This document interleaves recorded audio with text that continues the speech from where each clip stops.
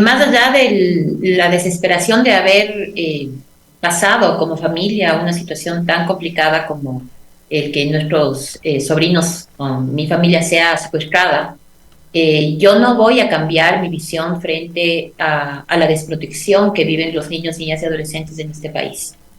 Eh, y claro, quizá son en estos momentos en donde uno ve estas realidades en que tiene la posibilidad de incluso repensarse, ¿no? Y decir, bueno, lo que uno está pensando, lo que uno está diciendo, por lo que yo particularmente lucho día a día, que es cambiar la cultura social, escolar, o en todo espacio que se desenvuelvan los niños en materia de violencia, tiene una razón de ser. Y hoy ratifico eso, ¿no? Hay una razón de ser y la razón de ser es que estos niños merecen mejores aires.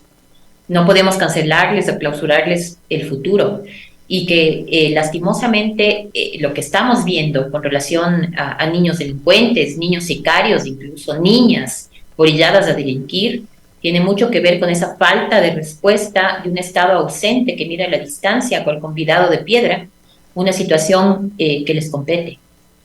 Porque la acción de proteger o desproteger a la niñez y a la adolescencia es únicamente adulta. Ujú. Y si no sabemos entender eso, entonces no vamos a lograr socorrerlos, además en situaciones límite como las que hoy están viviendo esos niños.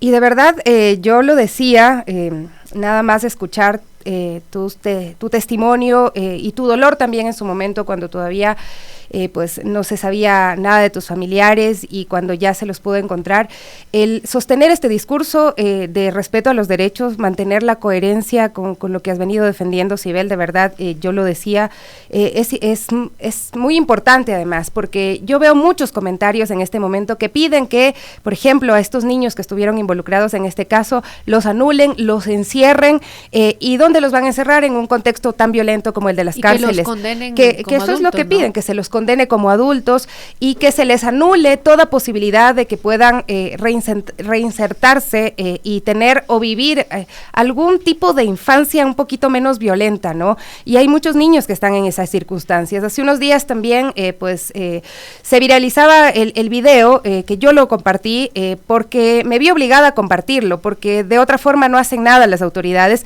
pero me sorprende siempre y me duele mucho cuáles son las respuestas de la gente, ¿no? Porque eran menores de edad que habían tenido una gresca en el colegio, en un colegio del sur de Quito, que se pelearon con cuchillos y terminó lastimosamente esto con varios de ellos hospitalizados, que luego fueron dados de alta, pero nuevamente las respuestas de la ciudadanía son guambras majaderos, ahí está por ser condescendientes, tienen que aplicar la política dura, que es culpa de los padres, entre un montón de cosas que se dicen. Y ahí te pregunto, porque precisamente tú diriges este grupo de rescate escolar, ¿cuál es el contexto de violencia de los colegios y por qué esto está pasándonos en el país y les está pasando a nuestros chicos?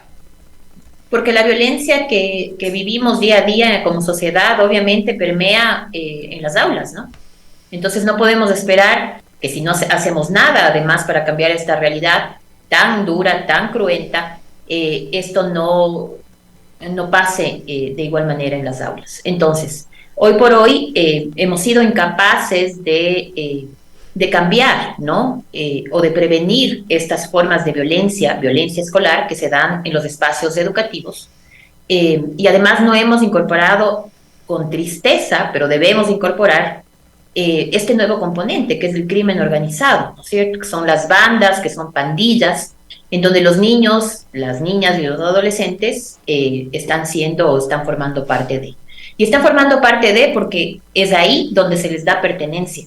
Muchos de ellos no tienen arraigo familiar, no carentes de afecto, ¿no es cierto?, en circunstancias muy, muy complejas. Eh, y entonces, pues, están buscando, como les digo, esa pertenencia en otros lados.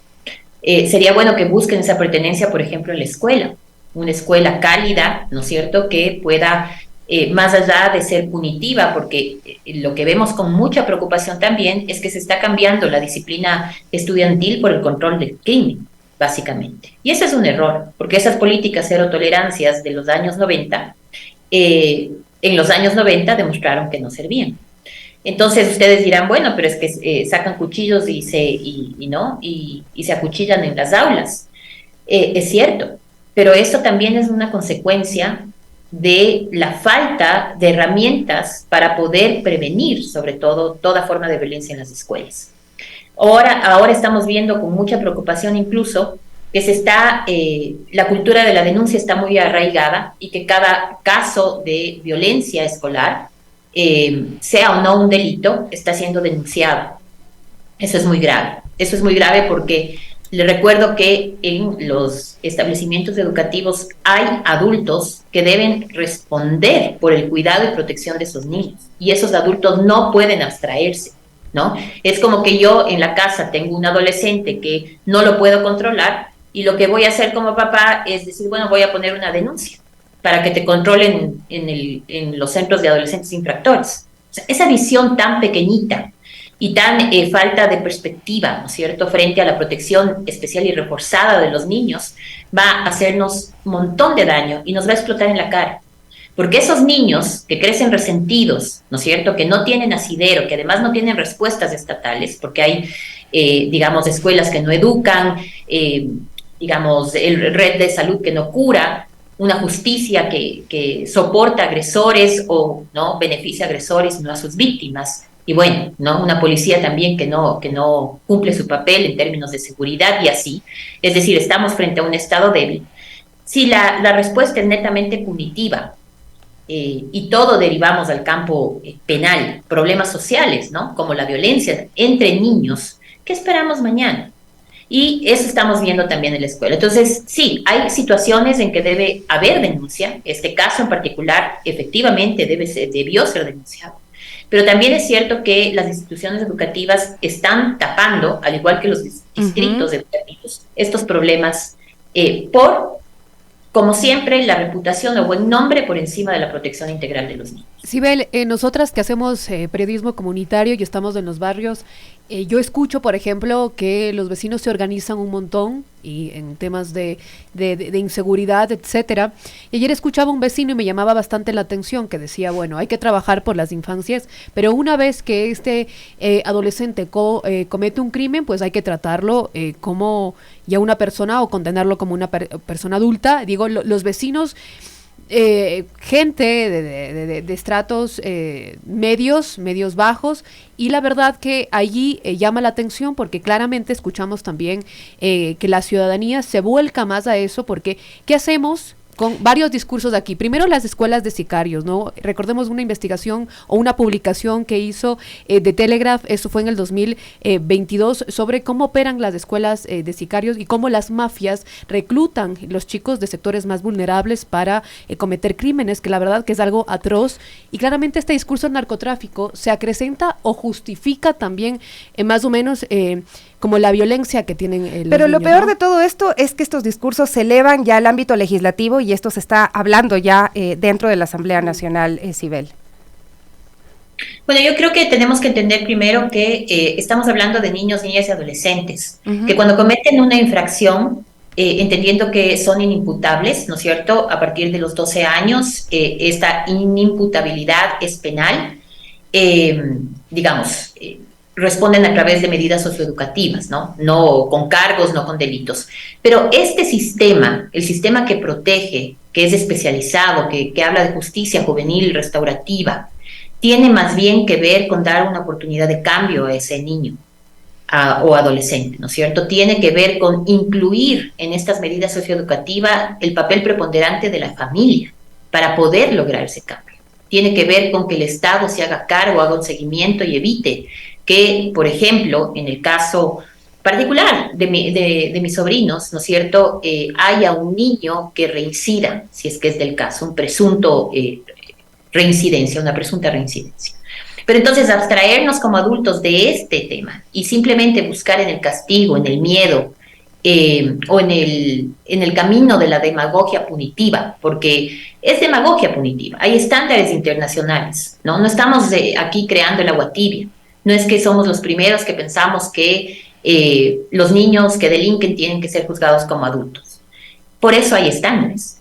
Y la razón no pide fuerza. Primero, no está demostrado que el poner o castigar a los niños de acuerdo al delito cometido y con gravedad va a evitar que vuelva a delinquir, por un lado, y peor en un sistema como el nuestro, que la rehabilitación social no funciona, No existe. y donde ir a las cárceles es una sentencia de muerte, ¿no? Entonces, estamos mal, no estamos pensando de manera holística, integral, poniendo además en el centro a esos niños que simplemente ni siquiera nos acordamos, ¿no? Y en medio, no sé si al final sus derechos, el ejercicio de sus derechos, es un ejercicio de indiferencia y de negación, ¿no? Y no está ni siquiera en el imaginario de las políticas públicas o de la voluntad política de quienes nos gobiernan para revertir esa realidad social. Sibel, con respecto a este colegio Primicias de la Cultura de Quito, que es donde ocurrió este hecho, esta riña, esta gresca que terminó con varios menores acuchillados, también hay una circunstancia más fuerte, que es la que dicen los padres de familia, que es lo que dicen también los profesores, y es que se sienten vulnerables porque sienten que no pueden denunciar. Entiendo que tras tu denuncia también del Grupo de Rescate Escolar a la Junta de Protección de Derechos de Quito, de la Niñez y Adolescencia, hay una audiencia que está programada para el próximo 11 de abril. El día de ayer me mandaban información y me decían que hay una asamblea de presidentes de curso de padres de familia que realmente están preocupados porque están robando de manera descarada dentro del colegio, que hay mucha violencia y que también hay padres que se encuentran y maestros que se encuentran muy preocupados. Además dicen que en las partes aledañas al colegio existen lugares que ya los han denominado mataderos, donde se consume, donde se vende droga, donde hay peleas, donde se alquilan lugares, incluso también dicen para encuentros sexuales. Entonces, todo esto, ¿cómo se puede manejar y cuál puede ser la respuesta efectiva o una intervención realmente integral? A ver, primero, qué pena que cuando sale a la luz un caso tan violento como un apuñalamiento, por ejemplo, en el pulmón de uno de los chicos, recién ahí decidan los adultos hacer lo que deben. Y me refiero a toda la comunidad educativa. Y hacer lo que deben es denunciar, ¿no es cierto? Porque esta violencia no nació ayer. Frente a esa situación, además que es una situación recurrente en varios colegios, hay que buscar formas de prevenir esa violencia. Atender estos casos, yo diría que es un fracaso educativo y de salud pública y social, ¿sí? Y estamos siendo muy malos en prevenir estas violencias. Y claro, como todo está derivado al punitivismo, al final no se siente esa necesidad de hacer lo que debemos. Y hacer lo que debemos es cambiar la cultura escolar en materia de violencia. E incluir, digamos, las zonas aledañas a esa escuela como parte de esa prevención. Entonces, eso es muy importante. Pero para eso se necesita cambiar de visión. Y yo no sé si es que lo lograremos en este gobierno. ¿A qué me refiero con esto? A que lastimosamente hoy se está justificando esta violencia o el incremento de esta violencia a través de el castigo, ¿no es cierto? Los niños tienen que aprender cuando hay violencia entre los niños, a través del ejemplo. ¿Y quién da el ejemplo? Los adultos, ¿no es cierto? Entonces, si tenemos una escuela que es violenta, seguramente es porque los adultos no están manejando las cosas como se debe. ¿Cómo puede, por ejemplo, una autoridad educativa, sea el distrito, sea la escuela, mirar sin mayores preocupaciones el hecho de que sus alumnos están consumiendo, ya sea dentro o fuera de la institución? ¿Cómo podemos escuchar declaraciones tan fuertes como, y ustedes recordarán, que una adolescente fue violada en el baño de la escuela, de su colegio, y decir, qué pena, la culpa es de usted, ¿por qué no va acompañada al baño? O sea, entendemos el nivel de violencia y de, no sé, de desconocimiento que tienen autoridades y docentes en esta situación. Creo que también esto pasa por capacitarnos, ¿no? Cambiar de enfoque y dejar de ver en lo penal, en lo punitivo, la solución a todos los problemas sociales, es algo que nos va a permitir avanzar. Pero yo no sé si es que sea posible ahora, porque ahora estamos viviendo una política de miedo, en donde, por ejemplo, la respuesta al narcotráfico es sacar a policías y a militares a las calles, cuando se ha comprobado en otros países que eso, por ejemplo, no funciona.